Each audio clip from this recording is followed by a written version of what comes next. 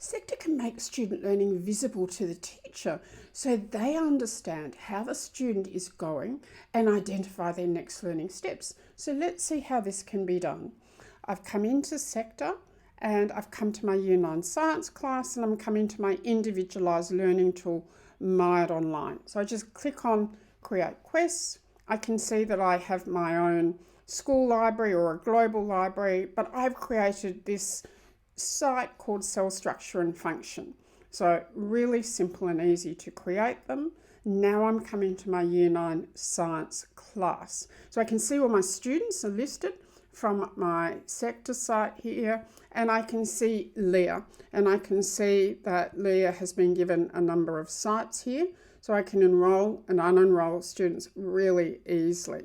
Now I can see she's got 2 introduction to cells, which I don't want her to have, so it's as simple as just turning it off to remove it from her pathway.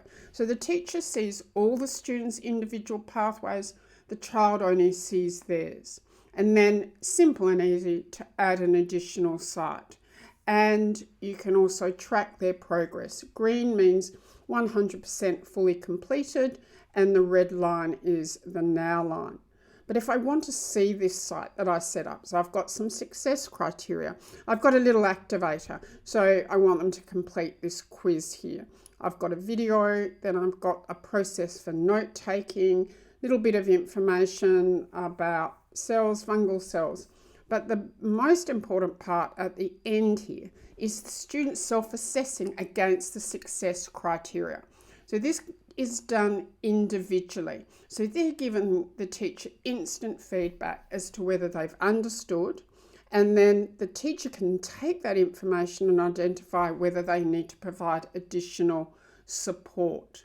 And all of it from this one simple screen that they can be tracking individual student learning. The other part of this is when I come in here, I also get my marks book. So this individualized learning tool has its own individual marks book. You can push the marks back to SEQTA or keep them separate. So the best part, it has a little pen when it tells you you've got to actually go and do something as a teacher and mark it. So you can see the child's uploaded something here. She's uploaded a Venn diagram. Teacher can leave feedback, but I don't want this to go back into my SEQTA marks book because it's just a formative assessment.